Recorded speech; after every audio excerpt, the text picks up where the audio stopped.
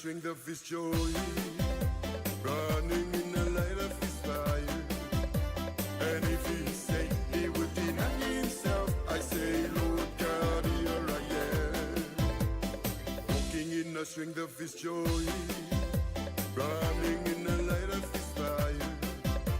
And if he say he would deny himself, I say, Lord God, here I am. Running in the light, running in the light, running in the light of his fire. Growing in the light, growing in the light, running in the light of his fire.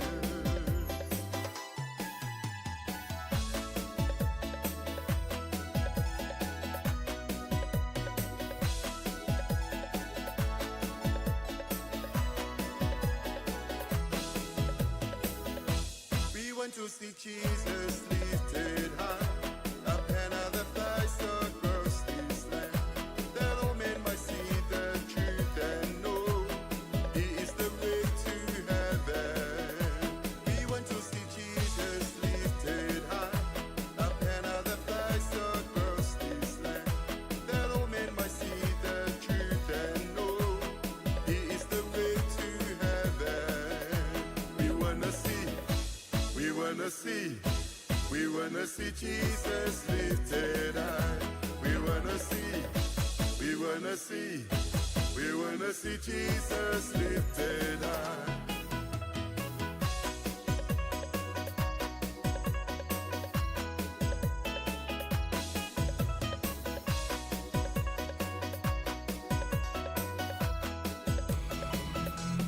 Step by step we moving forward, little by little we take it round.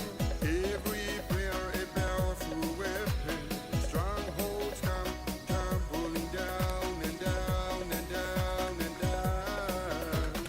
Step by step we moving forward, little by little we take it round. Every prayer a powerful weapon, strongholds come tumbling down and down and down and down.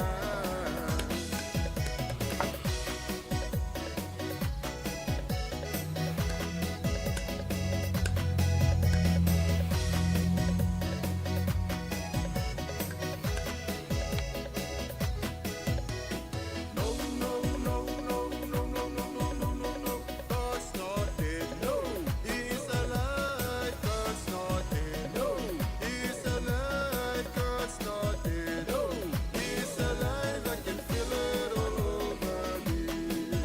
I can feel it on my head. I can feel it on my shoulders. I can feel it on my feet. I can feel it all over me. I can feel it in my mind. I can feel it in my soul. I can feel it in my heart. I can feel it all over me. No, no, no, no, no, no, no, no, no, no, no. God's not dead. No, He's alive. God's not dead. No, He's alive. God's not dead. No, He's alive. I can feel it all over me. No, no, no, no, no, no, no, no, no, no, no. God's not dead. No. Hallelujah, praise the Lord. Thank you, Jesus.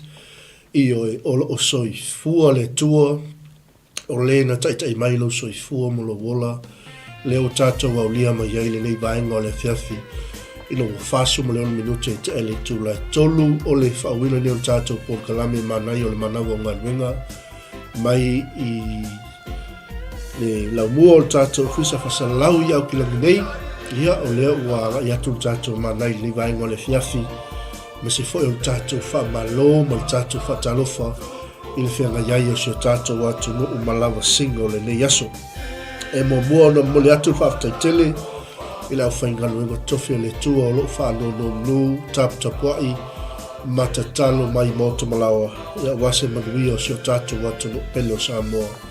A o whianga iai si o tātou atu no o maso se whaiva alofi lima, patalofa atu poi, lau matua, me o tātou tua asinisina, pa lo whaftai lau tō tāpua inga, ia lea ua i umanuia fo le le aso. E mai se niso o tātou atunu u lea ua ngai atu i ngā luenga o le lea fiafi, ma lo 𝚟𝚑𝚡𝚡, ma lo fo i le whapalepale ma le whaatotoa ia lea wai umanuia ai Galuega o le lea fiafi e le galo whaatalofa le au whai Galuega fola i so se tōwine ma so se whata whai taulanga i so se ala leo ma so se ala ata o tau alanga ina i pea le fina ngalo pa ia o tātou li i whaolo Yesu Keriso. Se atu tātou whaatalofa ni vaenga le fiafi ia tātou ainga mafuta mai lunga o penga te whailangi e whaatalofa toi le vaenga le fiafi e le sunga e le whaia onga pa le sunga le teitai o tātou mafutanga malosi o le soa tau mo Keriso sunga ia ulale la futo ulale ma le whatua ia sumema ia whaafutai le au mai le fiafi le ua tātou toi whaila i fwoi lunga o pēru walu ea i le alofa ma le anga le lei o le tua whaafutai mafuta mai alofa tele atu mo la suka ma le aiga. E whatalofa atu fwoi leiva enga le fiafi ia aftu fau ma iawa ia le uso au auna mafuta mai fwoi lau mua Wellingtone ma alo whaafutai le awai mai le fiafi natu ia wai umanuia fwoi whaiva le nei aso ma alo le onusa. Whatalofa atu fwoi le fiafi papa toi toi le uso au auna whaafau wina tani elu le ua pale mai fo i lunga le tātou nanga le vaenga le fiafi ma lo le tau atai ma lo fo i le onu sai o whaiva tiute o lo whenga iai whaamanuia tele le tua i lau sunga ma le aiga. E whatalo whatua le vaenga le fiafi le whaife au sunga i ata vita mnu mafuta mai Siano i Amerika ma lo whaafutai le awai mai le vaenga le fiafi i ele tua le wai umanuia fo i ngā luenga le fiafi ma lo le whaamalosi, ma lo fo i le tausi aiga, ia i lo sunga le whaife au te alofa tele mo e le uso au na.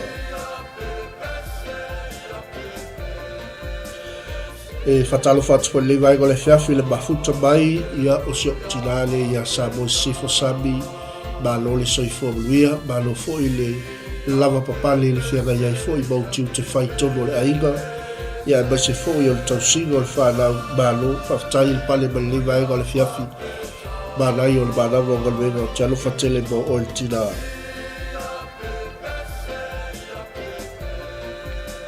E whatalo whatua le vaenga o le fiafi le au na le tua sunga le whawhengainga ia Fitz, na tau le mana pa sunga le whaifi au, malo whaftai le mafuta mai, tātou fo i le ua tāpena mo le aonga le vaenga o le fiafi, i o te alofa tele pasta, tātou whelo istaimi, whaamanuia tele le tua le whenga iai ia ma fuafuanga o le leia fiafi.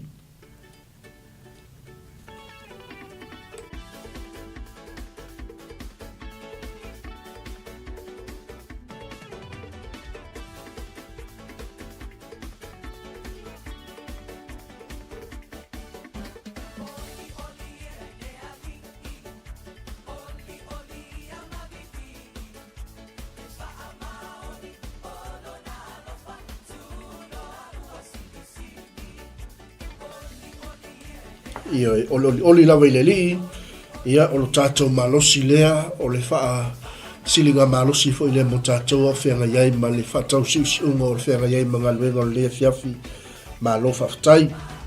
Whatalo whatu le ona le toa sunga le whaifi au ia futi sia lea ua mafuta mai fo le vaenga o le fiafi ma lo so i fo muia, talofa tele mo e le uso au auna ma le ainga, whaftai fo i le awai mai, whaamanuia tele le tua. So mai staimi, ia, tāwhi loa i nei pasta, te alofa tele atu. Matalo whatua le vaenga le fiafi le tua fine pele i le li i ula whaleni, le ua mafuta mai fo i le fiafi whaftai, ia alofa atu o tara, te tono o manuia le tau, malo, whaftai le awai mai le fiafi, whaamanuia tele le tua.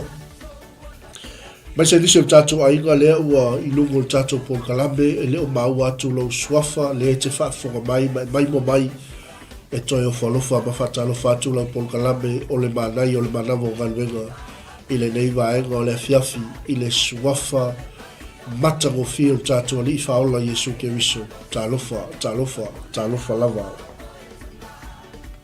Ia whaftai atu tātou ainga mo whamanianga ia a lea use e atu tātou Manai o le Manava o Galuega, ia o vai ainga mai tau mafa o le fiafi, ia wā lea gai atu i mōta malawa e mese fo inisi o le tātou ainga lea ua amata i Galuega o le leia fiafi, ia iai leaga lelei o le atua i o e whātumawina pea le oli le li ia e le ise mea vesea ai lou nau le ise mea vesea ai lou loto whaafatai le atua pea e oli lava i le li Lawa e sila mai lunga o tātou pongalame o tātou manaina le fiafi aua le fi whaasala i mea ua tāofi ese ai. Amene. Whaparuia le tua i le lau whaafonga sa moa le fiafi le upo le tua tōma tawina i fo i lo tātou wola whaatua tua. Ia maise o tātou wanga atu fo i le whai wina o ngā nuenga whai o le lei aso i e aileanga le lei o le tua i o tātou ainga ma lo whaktai le wanga i atu le upo le tua mo i tātou le fiafi se atu le tātou polkalame ina ia mawhai o na o i to tono mauta malawa le upo le tua whamalulua tu lava o lo Yesu ingo le tau i New Zealand nei ia o lo whai lava si suiga fo i whaalongo le tino ia e whaftai le tua lana whamalolonga lea ua mawhai ei o na whaawau atu tātou polkalame o le tangi atu leo le apostolo i le kalesia i Korinto ina ia aua le i se whaasala i mea ua tāofi ese ai ele o le ata leo le soifuanga leo tātou iai le taimi lei ma le nefo i mai tau o lo tātou iai o tele mea ua ese i langona o tangata o tele mta upu ua le tutusai manato o tangata ameni lou lava o iai vaenga o le o tātou tautua ma le tātou auna i le lii ma le tātou ngā lulua i le whauina o tātou ainga o nuu mai ka le sia o whainga malo ua ese ai taufi ua ese ai langona o taitai ua le tutusai le manatu o i lātou o loo taitaina ainga o loo taitaina whaala potopotonga o loo taitaina le ekalesia o loo taitaina whainga malo whai mai le tātou manai o le Manava o Galuega aua le whasalai i mea ua tāofi ese ai e ui i whaasalavei mai o le fili mana au e ui le whaitonga fiti mai o le malo le pōliuli e aua le iaise mea ve sea o tātou o whānaua le atua aua le iaise mea e tāofi ese ei tātou ma tātou fi whaasalai ai o le tasi ai pei o tātou tufa le tai awana le la le tātou maluta e au whaaleanganga ia tasi lo tātou manatu i ake wiso ia whapea ona tū mau i tātou i le li ia tātou whinau whatasi i ngā luenga le tua ma ia tātou ngā lulue whatasi i le loto i tasi i le loto maualan ma le anganga i tasi ni ia le li o mea ia la talanoa toi le apostolo Paulo le kalesia i Korinto ma ia sa saa atu ai lona loto i le kalesia ma ia whaapea toi le kalesia na ou le mawhaia o na tautala atu ia te outou whaapei o e whaaleanganga na i loa le leia le apostolo ma sila fia le leia le apostolo le tūlanga o loo iai le kalesia ele gata o nisi anganga o ni anganga fou ele gata o nisi anganga ua matutua whaaleanganga ele gata o nisi anganga o loo whapena lava o na whaaleonga lua ai peta mai leo Paulo Korinto o le mea lea na ou le mawhai ai o na ou tau tala atu ia te o tau whaapei o e whaaleanganga ai peta e pei o e whaletino, pei o tama mea ia ke riso Yesu. Ameni. Atalo fatu le sunga ya Johnny, J. Jimmy Brown, mi ia le tua, haftai le awai mai, ioi. O le tō whapoto lea na tuuina le nganga o le tua le apostolo. Na ia whaapea toi le kalesia. E le mawhai o na utau tala atu ia te utau whaapei o e whale nganga. Ai pei o e whale tino, e pei o tama mea ia keriso. Na o whawhanga ia te utau le sua susu. Ai leo mea a ano. Ni ia le li. Mele o tala ta malo le kalesia. A wano utau le lavai iona po. Ile tau te le lava fo i wo o mai iona po nei. A wawo whaale tino pea utau. Amen. Praise the Lord. Aua, if you whaasalai, I mea wa tā ofi ese ai. Ioi, tātou umalava o whālaua le atua. Ese uma mea tātou te tā ofi ese ai.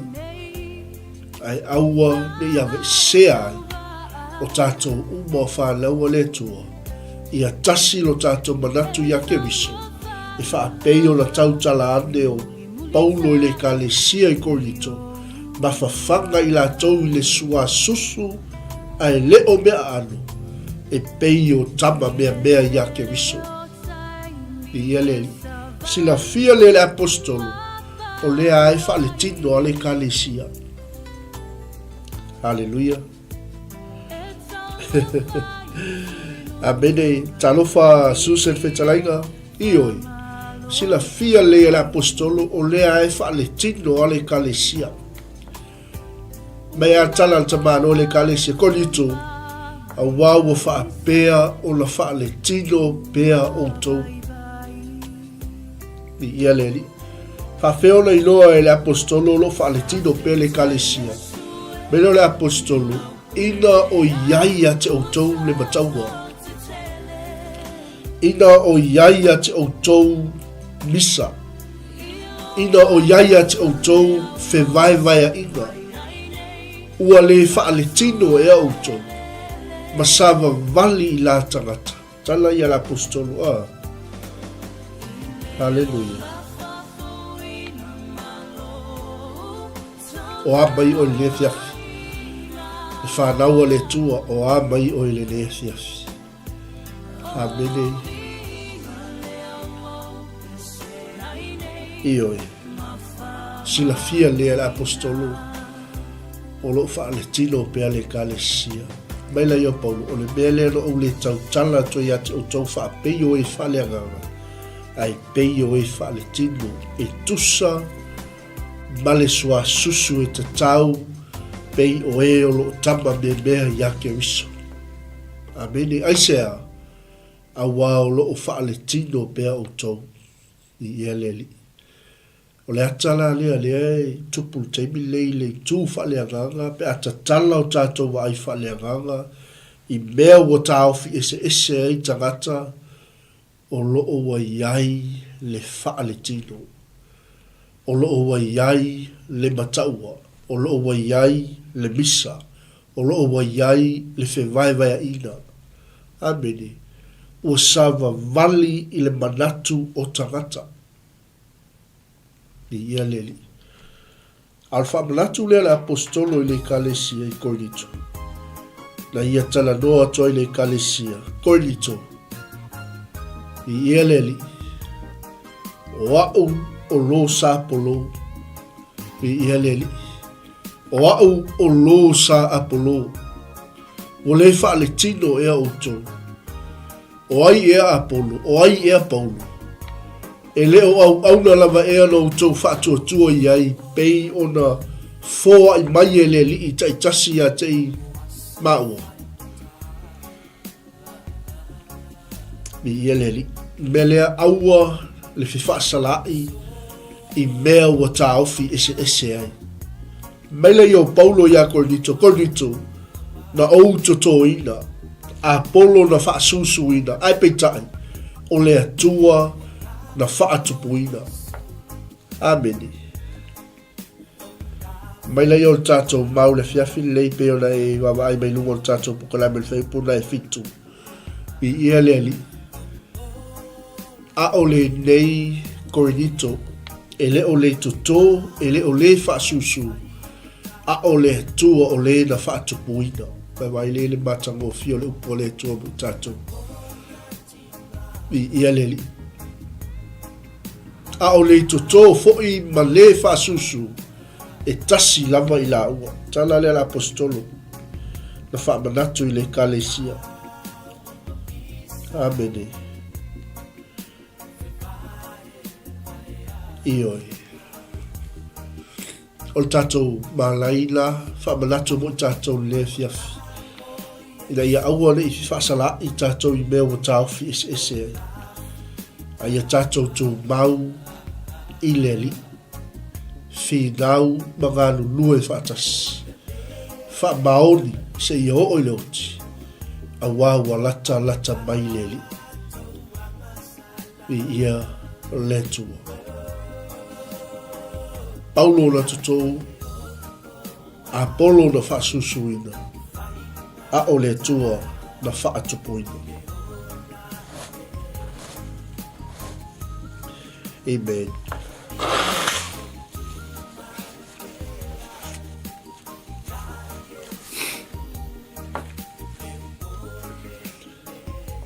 Praise God.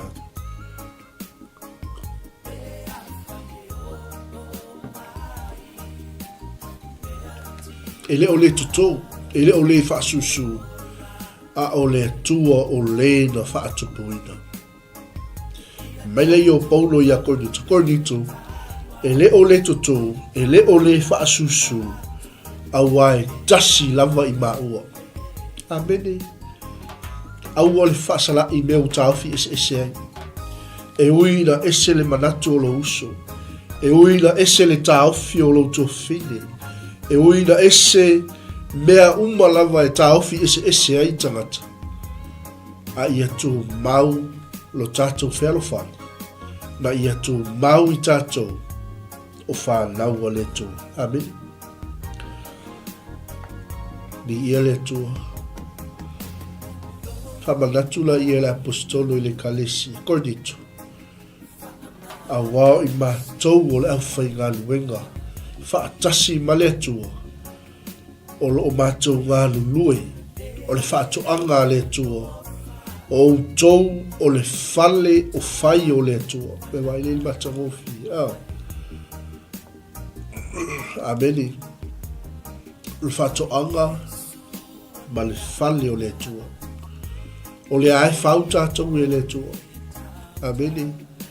Tātou o le au whainga luenga whaatasi ma le tua. O tātou o le whaatoanga le tua. O tātou o le whale o whai o le tua. Mai lei o tala tamalo. E tusa ma le alofa o le tua lo foina mai a tau. Pei o se tufunga poto. Amen. Hallelujah. Praise the Lord. Ioi. A o le taimi tātou te whaalangolango i le tua. Ma tātou tali tonu o le tua la te whaatupu. E le eise fi whaasala i a te tātou. E le ini misa. E le ini whewaiwai inga. E le ini taua. E le ini mataua. Aia. Ua pei tātou ma a vea i tātou matufunga e poto. Vi ia leali. Leua tala noa le apostolo i le kalesia o le tangata lea na ia tiai matuu le whaavai i lunga o le mea e atia iai. Amene. Vi ia leali. Fai mai leo tala tamalo o Paulo. A waele ma fai e se tas. Ona tuu se isi whaavai le ua ona tuuina oai o Yesu Keriso. Amene. Mi ieleli. A talo fatu tina ia sina le vaenga le fiafi ma lofa aftai le mafuta mai.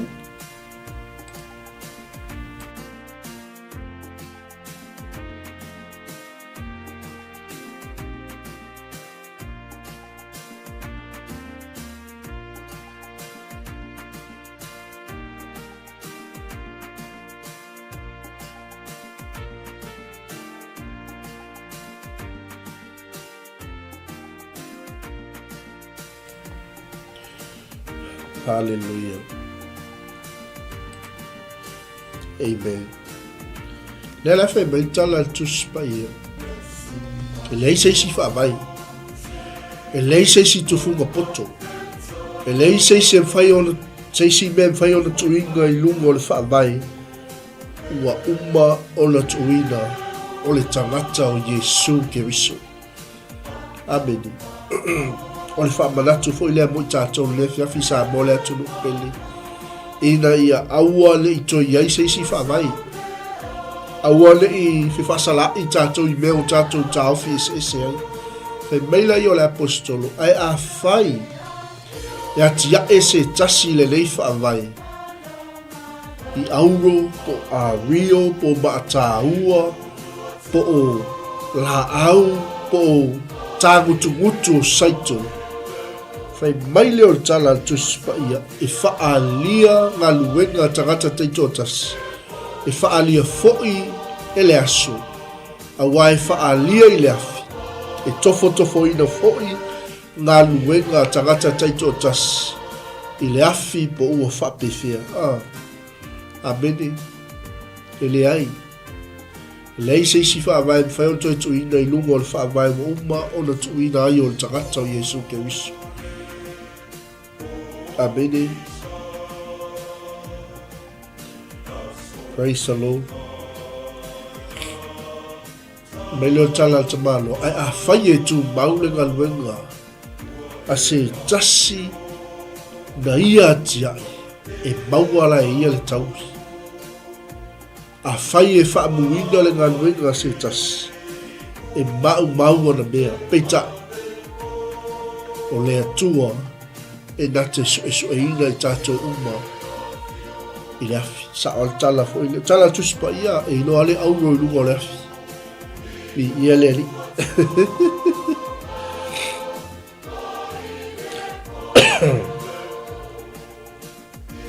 Ioi.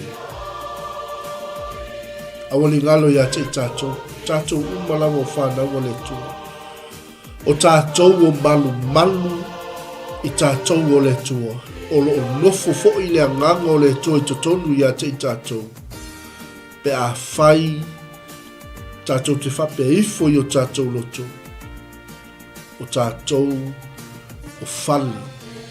O whai e le tua. E whai maona malu. Amene. I eleli. E o pol tamalo o whai atoi le kalesia. Taute leilo ea.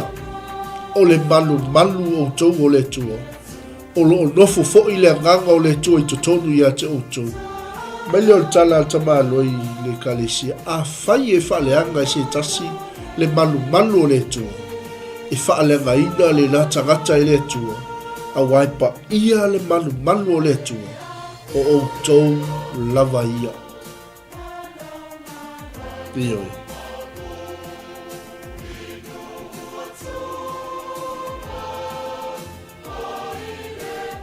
Praise God. Aua le fa salai I mea ua taofi ese ai. Amene. Le fa manuia mai le tua le fiafi. Aua le iei se tasi e fa seina. O ia. Pei o la paulo le kalesia I konito. A whai wa ia te outou se tasi. O manatu e poto I le leila rolangi. Ia avea o ia mawali. Ina ia poto ai o ia. A wao le poto o le leila rolangi. O le valea le inuma o le tua. I ia leri. Ai maua. O e popoto a lato lava. Tonga fitinga. Mai le moni mai wha mao ne lupo le tua.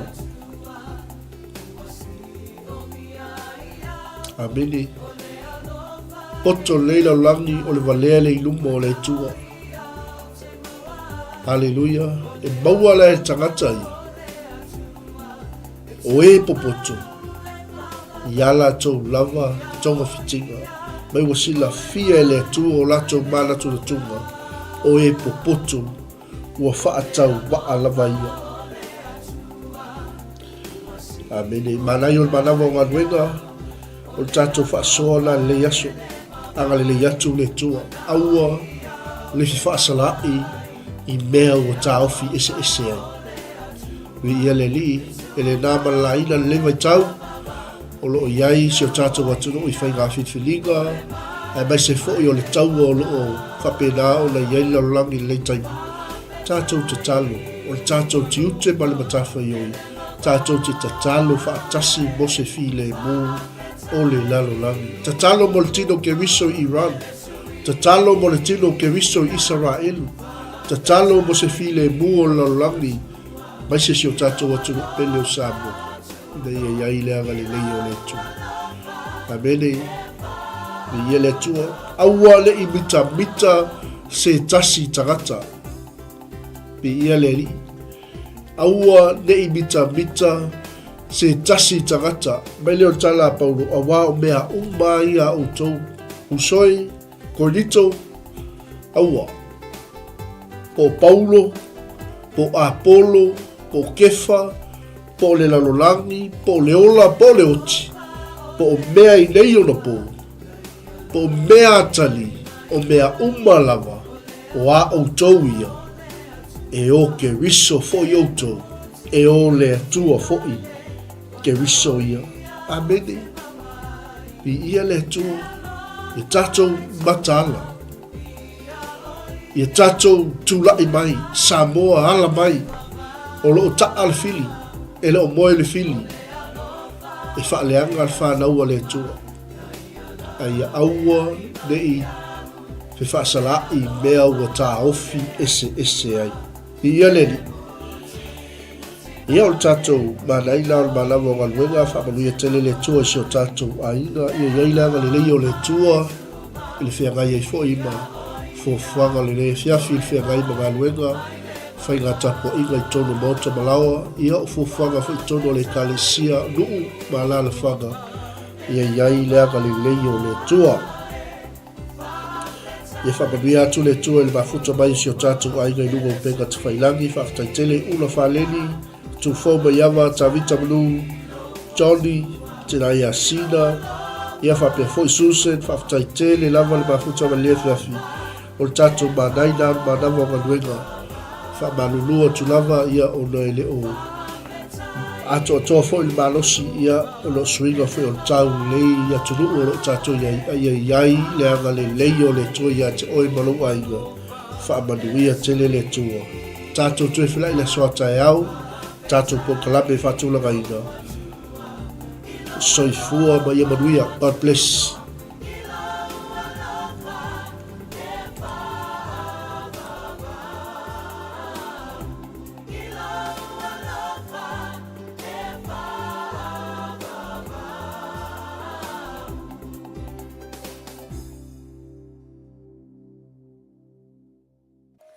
Talofalava, shalom. It is with great joy that we invite you to join the Global Kingdom TV channel's first ever trip to God's Holy Land, the land of miracles, the land of Israel, the land of the Bible. You get to walk in the footsteps of Jesus.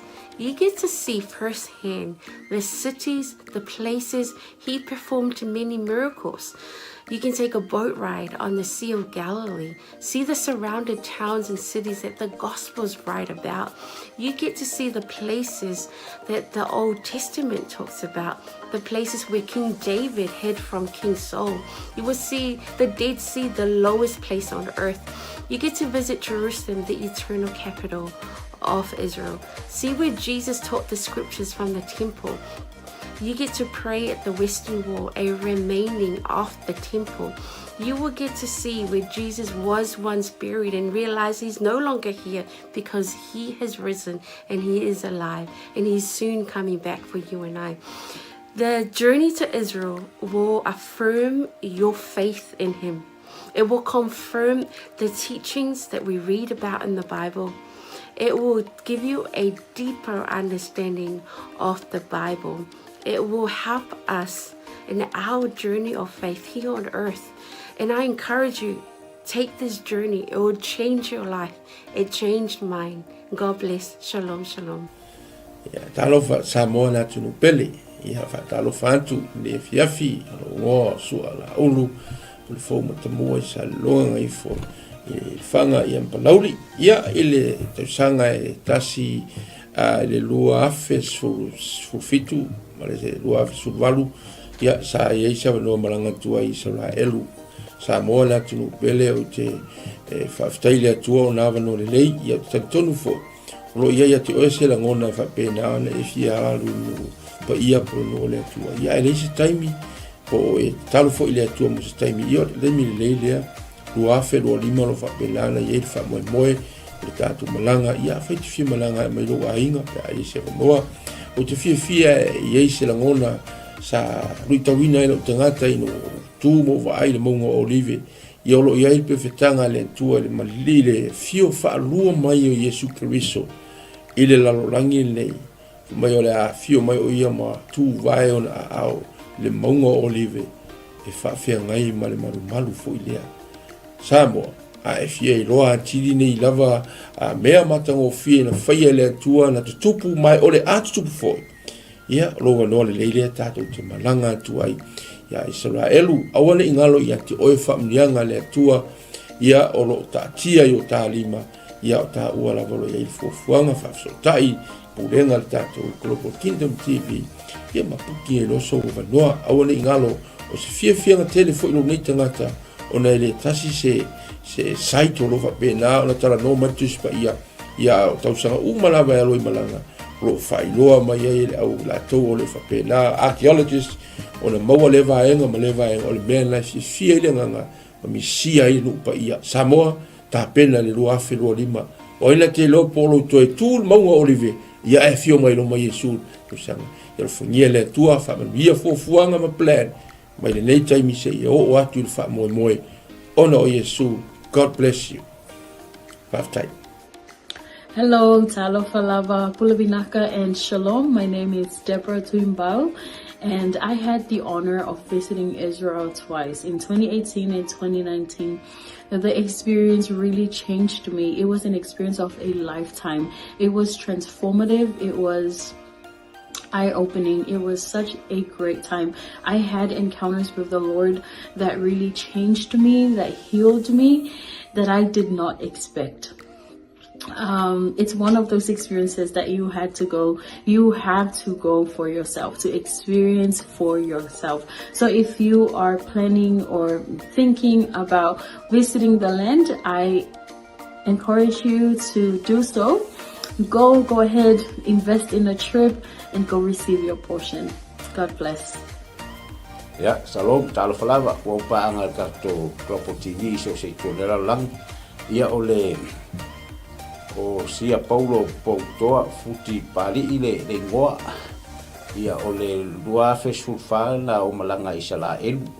Ia e se tau so ole atua, ia o se mesa famani na ia ole te la mea le nei uma ai o se o le maungo whilua ingale na tatalo ai a Yesu Keriso ai tu mai ia iria ma mo se le si tu ngango la ngonga ai se va ngango la ngonga ile nganga pa yo le tu ia awalo fasingo manga fo ima ile o mai male tanga ngele tu nganga luenga ai o e lo sila mai mo nei tu la ia o te le sa le simalanga le tato Global TV ta sang fo ia fio mai tala mai au ta o e lo so te o le tua fa o lo totalo le tua ai ma nei fo o e te soli fo i au le tua sa semalanga lo ia te te ne mo e finish fa mo ia fio mai tala mai au fa fo Yesu Keriso. Amen. Talofa lava and shalom. My name is Shivani Sharma and I led the Salmon Delegates for Israel 2022 and 2023. And both groups went to Israel for the Feast of Tabernacles, which was around September and October of both of the years 2022 and 2023. And I just wanted to come and share some encouragement and some quick encouragements for those who want to go to Israel this year. Israel is the Holy Land. It is the center of where our faith is as Christians. And I want to encourage you that if God has called you to go, to please take that step of faith and join the group that is going this year with Pastor 𝚗𝗚𝗏𝗡. And I want to assure you that going to Israel is a trip of faith. You may not have all the money in the bank, but if God has called you, I believe that the Lord will open the door and make the way for you to go and receive whatever He has for you in Israel. And I'll just share that being in Jerusalem, the city of our faith, the center of where everything happened in the Bible, it's an amazing experience, and there's nothing quite like it. And I can say, going to Jerusalem twice, 2 years in a row, it did have an impact on me, and I encountered God in a new and fresh way in Jerusalem. And I also want to let you know, one of my favorite places in Israel to go is the Sea of Galilee. And we know from scripture that the Sea of Galilee was where Jesus did many miracles and ministered during His time here on earth. And it's one of the most peaceful and beautiful places. So I do encourage you, if you do get the chance to go and see the Sea of Galilee, where the Bible comes to life. So if you want to have a fresh encounter, even with the Word, when you read the Word, it is so different when you've gone and seen those places where Jesus walked, where Jesus ministered, and even the places where our Lord died and rose again. So that's my encouragement for all. If you want to go to Israel, I believe this is one of those opportunities for you. So please take a step of faith and get ready for the portion that God has for you. In Jesus' name. Ya, fatalo fatu pa ia malu Samoa.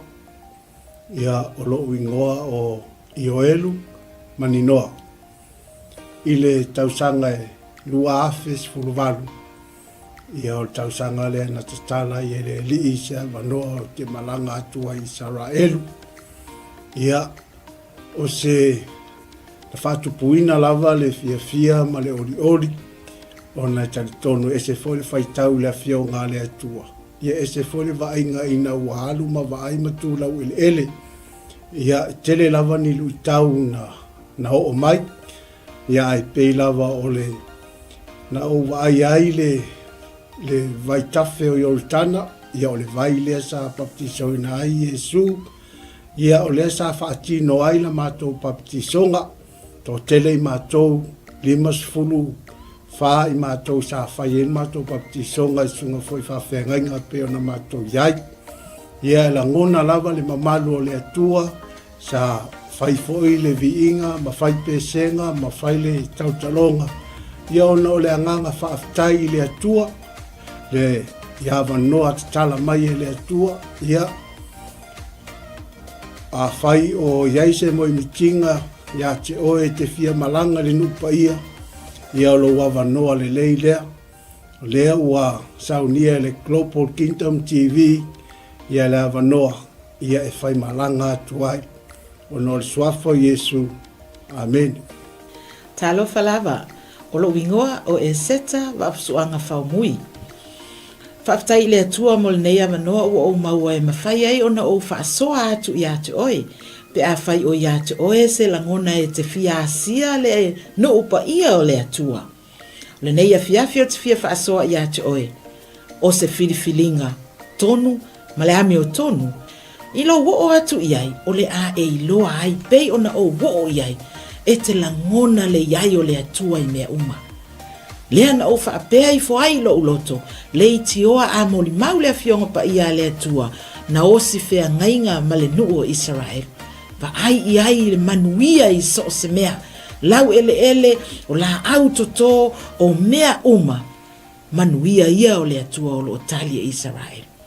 A whaila o ia te oe se nau ta inga e te fia asia, e maua lo wa noa, tātou te toe malanga whaatasi ai ma oe, pe a whai e te fia malanga, e le nei malanga o lo o tāpena nei, ia ona o le swafo Yesu, amene, ma amene.